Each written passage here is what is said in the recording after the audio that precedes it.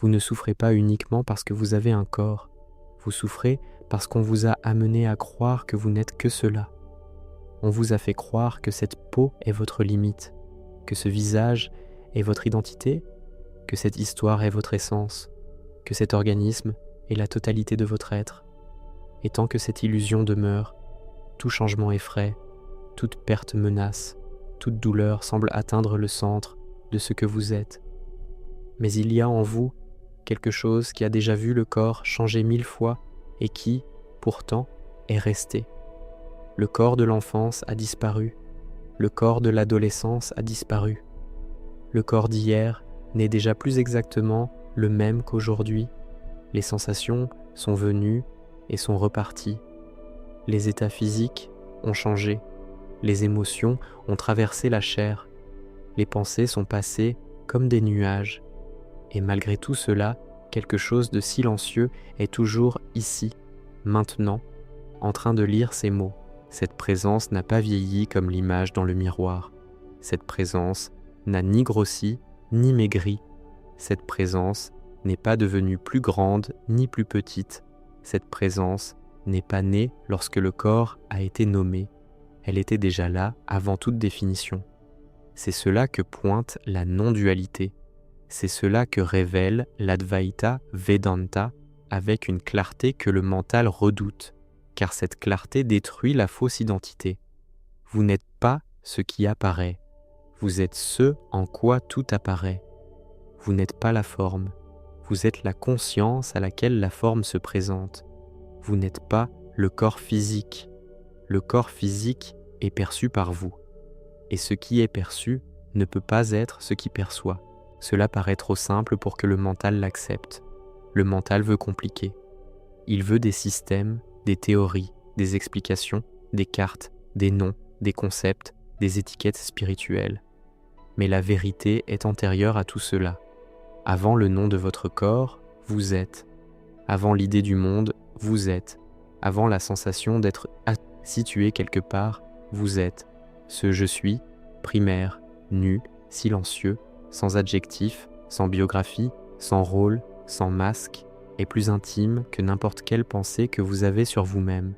Wu Xin pointe vers cet endroit où le faux centre commence à s'effondrer. Le Vedanta va encore plus loin et affirme avec radicalité Atman et Brahman. Votre être réel n'est pas une entité séparée enfermée dans la matière. Votre être réel est la conscience illimitée elle-même, le fondement de toute apparition. La réalité sans second. Ce n'est pas de la poésie, ce n'est pas un réconfort, c'est une démolition. Car si cela est vrai, alors ce que vous avez passé votre vie à défendre n'est pas ce que vous êtes. L'image que vous avez construite, l'identité que vous protégez, la persona que vous tentez de maintenir, la peur de disparaître, tout cela appartient au champ de ce qui apparaît et disparaît.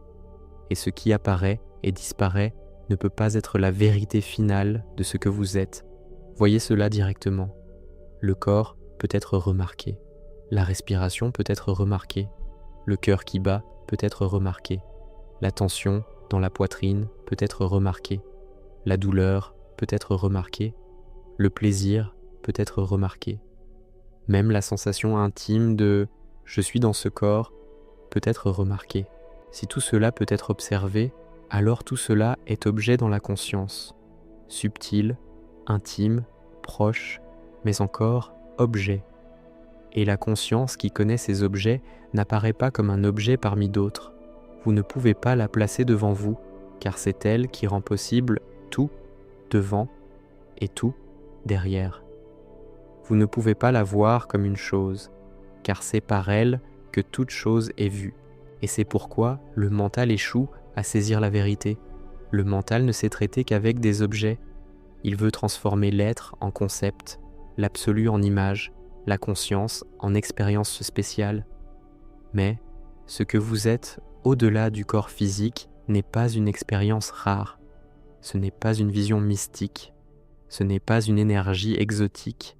Ce n'est pas une lumière cachée derrière le front. Ce n'est pas un second corps plus raffiné. Tout cela serait encore forme, tout cela serait encore perçu, tout cela apparaîtrait encore à vous. Et si cela apparaît à vous, cela ne peut pas être votre être ultime. L'Advaita ne veut pas vous donner un nouvel objet d'adoration. Il veut détruire l'erreur fondamentale. Vous n'êtes pas ceci, vous n'êtes pas cela, neti, neti, ni ceci, ni cela, pas le corps, pas le mental, pas la pensée, pas l'émotion, pas la mémoire, pas la sensation d'être une personne séparée. Tout cela surgit en vous et disparaît en vous. Et ce vous réel n'est pas personnel. C'est là que le mental tremble. Car il veut survivre en tant que centre. Il veut continuer à être quelqu'un. Il veut entendre qu'il est divin en tant qu'individu, spécial en tant qu'identité, éternel en tant que personnage. Mais la révélation est plus profonde et plus implacable. Le personnage n'est pas la vérité. La personne est une apparence fonctionnelle. Le nom sert au monde. La forme sert au monde. L'histoire sert au monde.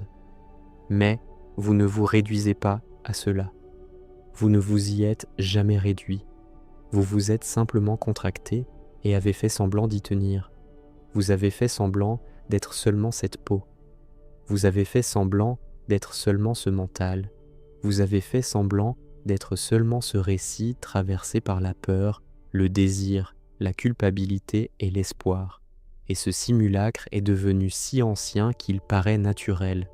Mais ce n'est pas naturel, c'est de l'hypnose. C'est avidya, l'ignorance primordiale, l'oubli de ce que vous êtes. Et toute souffrance existentielle naît de là, pas seulement de la douleur physique, mais de l'identification, pas seulement du changement, mais de l'attachement à ce qui change, pas seulement de la perte, mais de la croyance que ce qui se perd était vous. C'est pourquoi le Vedanta insiste tant sur le viveka, le discernement. Le réel et l'irréel doivent être distingués. L'éternel et le transitoire doivent être distingués. L'observateur et l'observé doivent être distingués, non pour créer une séparation finale, mais pour dissoudre la confusion. D'abord, vous voyez que vous n'êtes pas le corps. Ensuite, vous voyez que vous n'êtes pas le mental. Puis, vous voyez que vous n'êtes même pas l'observateur individuel, comme un petit témoin situé derrière les yeux. Et alors, quelque chose d'encore plus silencieux commence à être pressenti. La conscience elle-même est une, sans frontières, sans second. Il n'y a pas un « vous » observant un monde comme deux réalités indépendantes.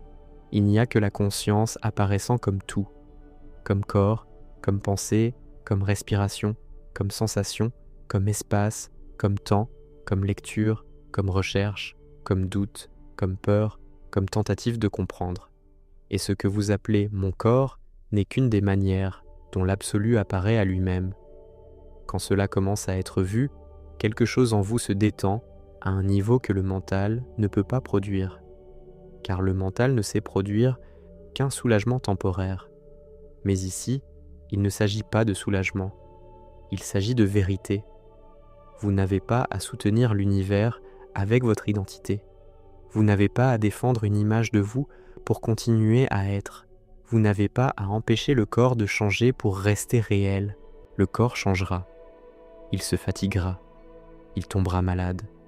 Il perdra de la force. Il perdra de la beauté selon les standards du monde. Il s'approchera de la fin. Mais cela ne semble être votre fin que tant que vous insistez pour être ce qui apparaît. Le corps naît dans le champ de la conscience. Le corps est connu dans la conscience. Le corps disparaît de l'expérience. Et pourtant, la conscience ne peut pas être traitée comme un objet qui naît et meurt avec lui, car même l'idée de naissance et de mort apparaît en elle. Vous n'avez jamais connu quoi que ce soit en dehors de la conscience. Vous n'avez jamais touché un monde en dehors d'elle. Vous n'avez jamais vu un corps en dehors d'elle. Vous n'avez jamais rencontré la matière sans perception. Tout ce que vous connaissez, vous le connaissez dans la conscience. Et pourtant, on vous a appris à traiter la conscience comme un produit secondaire d'un corps temporaire. Voilà l'inversion. Voilà la grande illusion. Le Vedanta renverse cela à nouveau et remet la vérité sur ses pieds. La conscience n'est pas dans le corps est dans la conscience. Le monde ne vous contient pas. Vous, en tant que conscience, êtes le champ dans lequel le monde est connu. Cela ne rend pas le monde faux au sens vulgaire. Cela rend seulement fausse la lecture ignorante qui prend l'apparence pour une réalité indépendante. Le nom que le Vedanta donne à ce pouvoir d'apparence est Maya. Non pas que rien n'existe, mais ce qui semble séparé n'existe pas de la manière dont cela semble. Le corps semble être vous, il ne l'est pas. Le mental semble être le centre, il ne l'est pas. La personne semble être l'auteur, elle ne l'est pas. Et tant que vous ne voyez pas cela, vous continuerez à lutter inutilement pour sauver une construction.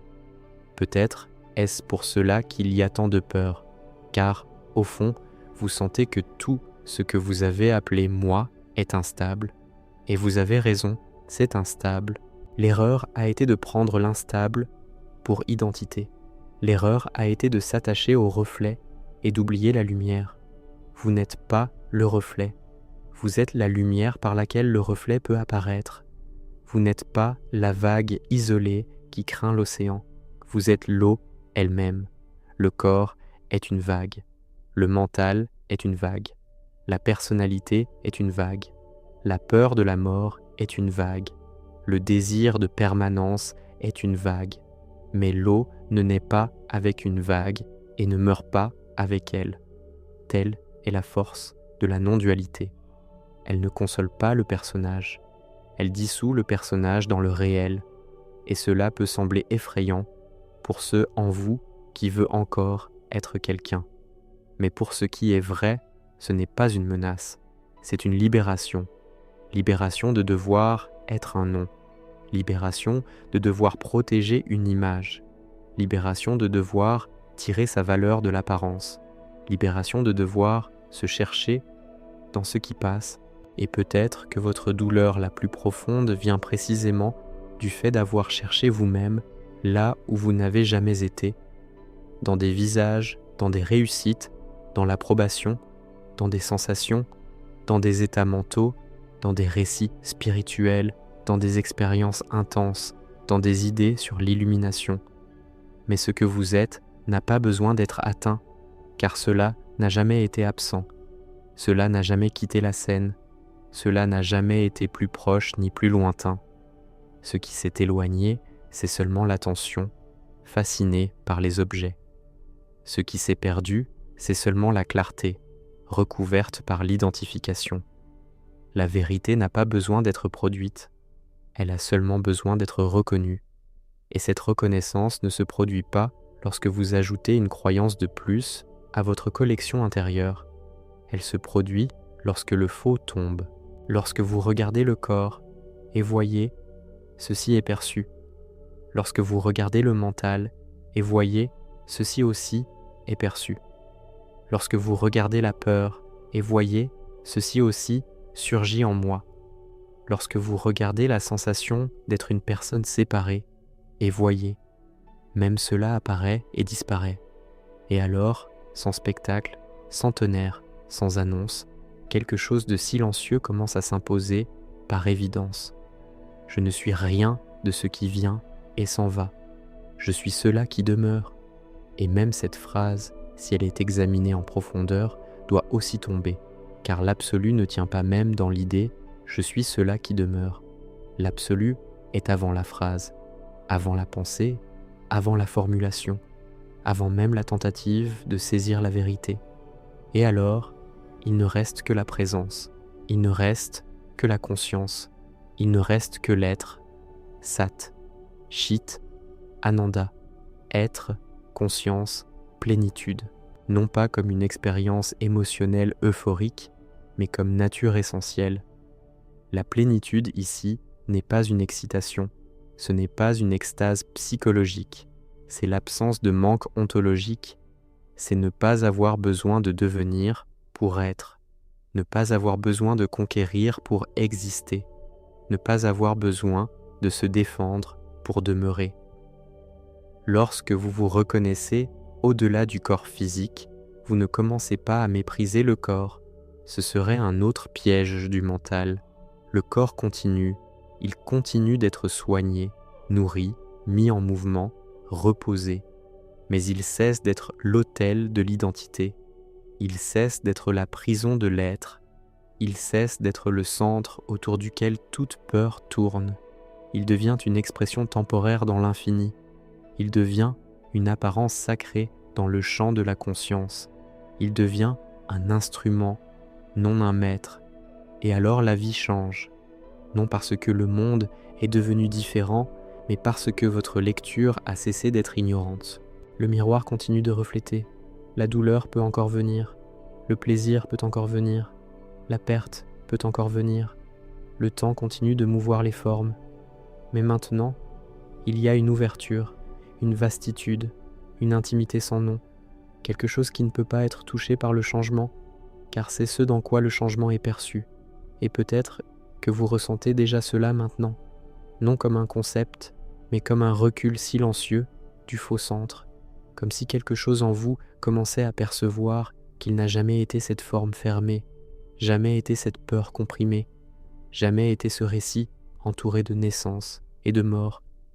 Et si cela est vrai, si vous n'êtes pas le corps, si vous n'êtes pas le mental, si vous n'êtes même pas la sensation intime d'être quelqu'un de séparé, alors qu'est-ce qui est exactement ici, maintenant, avant la prochaine idée, avant la prochaine réaction, avant le prochain réflexe de vous appeler par un nom? Et que se passe-t-il lorsque vous cessez de regarder ce qui apparaît et commencez enfin à remarquer ce qui n'est jamais apparu, parce que cela a toujours été le voir lui-même?